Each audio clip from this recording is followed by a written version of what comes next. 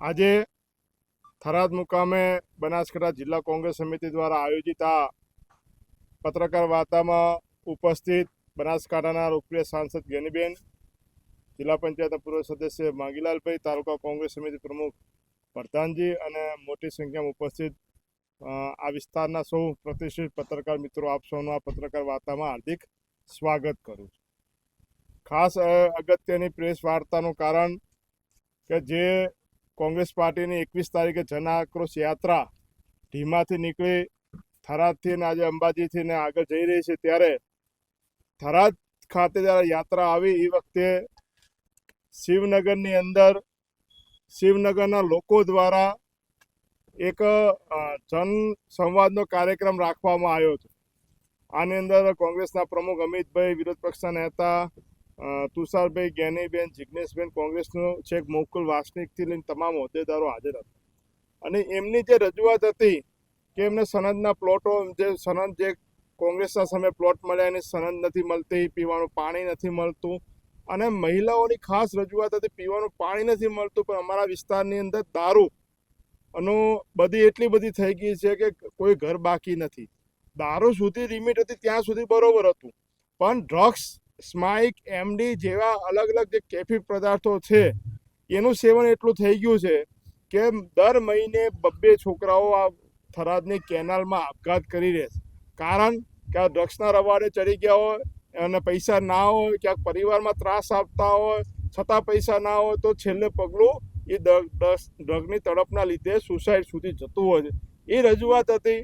યાત્રા આગળ જતી તો અમિતભાઈએ જિજ્ઞેશભાઈને કીધું તમે આમને લઈને પોલીસ સ્ટેશન જાઓ ને એમની જે રજૂઆત છે એ તમે ત્યાં કરો. અને એના ભાગ સ્વરૂપે જે લોકોની, મહિલાઓની ખાસ રજૂઆત એના ભાગ સ્વરૂપે જિજ્ઞેશભાઈ મેવાણી પોલીસ સ્ટેશન ગયા. અને પોલીસ સ્ટેશનમાં જઈને પણ એમને, ચાહે પોલીસ અધિકારી હોય કે સાથે આવેલા લોકો હોય, તમામ લોકોને પણ કીધું કે તમે જો દારૂ પીઓ છો ત્યારે આ વેચે છે, તમે આવું ડ્રગ્સ લો છો ત્યારે વેચે છે. પોલીસ અધિકારીઓને પણ કીધું કે તમે જો આવા ખોટા કામ કરશો તો સસ્પેન્ડ થવું, મતલબ પટ્ટા ઉતરવાનો મતલબ શું કે તમે દારૂનો ધંધો કરાવો, ડ્રગ્સનો ધંધો કરાવો, તો આવો ધંધો કરાવતા પકડાશો તો ઓટોમેટિક સસ્પેન્ડ થશે. પટ્ટા તો સસ્પેન્ડ થશો તો તમારા આમદે બકલ પત્તા ઉતરી જવાના છે. જે રીતે દારૂ સુધીની લિમિટ તો બહુ કહેવાય, પણ ડ્રગ્સનો જે 1000 છોકરાઓ આ થરાદની અંદર લતે, હું હાલના એસપીનો આમાં કોઈ રોલ નથી, કેમ કે હજી હમણાં 15 દિવસથી આવ્યા. હાલના પીઆઈનો રોલ નથી, આમાં 15 દિવસથી આવ્યા. પણ છેલ્લા 3-4 વર્ષથી જે પણ અહીંયાના ડીવાયએસપી હોય કે પીઆઈ કક્ષાના અધિકારીઓ હતા કે જે તે વિસ્તારના પોલીસના હતા કર્મચારીઓ, એમને ખબર નથી કે થરાદમાં ક્યાં ડ્રગ્સ વેચાય છે, એમડી વેચાય છે, કોકીન વેચાય છે, દારૂ વેચાય છે, એમને નથી ખ્યાલ. આની 4 વર્ષ પહેલા પણ આજના શિવનગરની મહિલાઓએ પોલીસ સ્ટેશનનો ઘેરાવ કર્યો અને ફરીથી જ્યારે મહિલાઓની રજૂઆતના લીધે ત્યાં રજૂઆત કરવા આવ્યા. પોલીસને શરમ આવવાની જગ્યાએ ગઈકાલે જે થરાદની અંદર જે રીતે બંધ કરાવવામાં આવ્યું, તો શું થરાદની પોલીસ અથવા તો થરાદના ભાજપના આગેવાનો દ્વારા જે આયોજિત આ રેલી હતી, તો એ લોકો ડ્રગ્સને પ્રોત્સાહન આપવા માંગે છે, ડ્રગ્સના જે વેચાણ કરતા આરોપીઓને, એમડી, ચરસ કે સ્માઇકના જે વેચાણ કરતાઓને ગઈકાલે જે રીતે પ્રોત્સાહન આપી રહ્યા હતા, જબરજસ્તી દુકાનો બંધ કરાવી રહ્યા હતા. અમારી માંગણી છે કે ડ્રગ્સ નાબૂદ થવું જોઈએ. એમડી, સ્માઇકના વેપારી જે યુવાધન બરબાદ થઈ રહ્યું છે એ બરબાદ ના થાય એના માટે રજૂઆત છે. પણ જે રીતે આખી ભુજ રેન્જમાં જેટલી પણ પોલીસ કચેરીઓને પરિવારના નામે જે રીતે ગઈકાલે વિરોધ પ્રદર્શન થયું, એમાં તો 100% લાગે છે જાણે પોલીસને એમના હપ્તા બંધ થઈ જવાના હોય. અને હપ્તાની લાઈનમાં કાલે પરિવારને આડે લાવીને કાલે મોટા ભાગના ભાજપના હોદ્દેદારો હતા, જે ભાજપ સમર્થિત લોકો હતા, વેપારી દુકાનો બંધ કરાવનારા પણ એ આ ભાજપ સમર્થિત લોકો હતા. અને આ એવા લોકો હતા જેના પર ભૂતપૂર્વ બુટલેગર રહ્યા હોય, ભૂતપૂર્વ ક્યાંક દવાની દુકાનમાં નાર્કોટિક્સ જેવી જે ગંભીર દવાઓ હતો એ વેચાણ કરતા, જેના પર કેસ થયા એવા લોકો હતા, કે જેને જુગારના ધંધા સાથે જોડાયેલા એ લોકો હતા. એ આખી જે આ ભીડ લઈને આવનારા લોકોનો પાછળનો બેકગ્રાઉન્ડ પણ ચેક કરો, કોણ હતા આ લોકો જે આ રેલી કાઢી હતી ગઈકાલે થરાદમાં. જબરદસ્તી દુકાનો, કઈ પરવાનગી હતી રેલી કાઢવાની? કોઈ રાજકીય પાર્ટી રેલી કાઢે તો પરવાનગી લેવી પડે. ગઈકાલે જે પોલીસ જે 3 વર્ષ જેના રાજમાં વિસ્તારમાં દારૂ અને ડ્રગ્સનો પ્રવેશ કર્યો એમની આગેવાની પોલીસવાળા હતા જે આગળ ચાલતા હતા દુકાનો બંધ કરાવતા હતા. તો એ પોલીસવાળાને ખબર નથી ક્યાં ડ્રગ્સ વેચાય છે. તો ધારો કે જિગ્નેશભાઈ મેવાણીને જો શિવનગરમાં લોકો જઈને બતાવતા હોય કે અહીંયા ડ્રગ્સ વેચાય છે, તો એ ત્યારના ભૂતપૂર્વ થરાદના વહીવટદારો નથી ખબર કે અહીંયા ડ્રગ્સ વેચાય છે. આ દવાની દુકાનની અંદર સિરપને ગેરકાયદેસર રવાડે ચડાવે છે, એ ખ્યાલ નતો કે અહીંયા સિરપ વેચાય છે.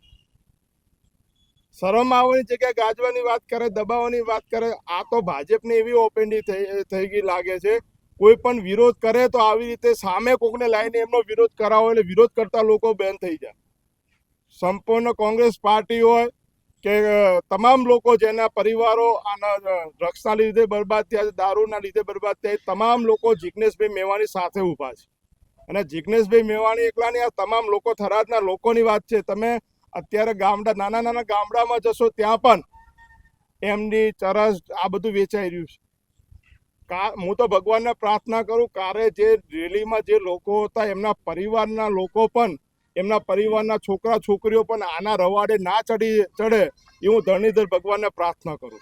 અને હું હવે આપણા સાંસદ જ્ઞાનીબેનને પણ કોઈ આ બાબતે વાત કરશે. આગામી સમયમાં આ થરાદની અંદર હોય કે આખા ગુજરાતની અંદર હોય, કોંગ્રેસ પાર્ટી દારૂ અને ડ્રગ્સના વિરોધમાં મોટી ઝુંબેશ ઉપાડવાની છે.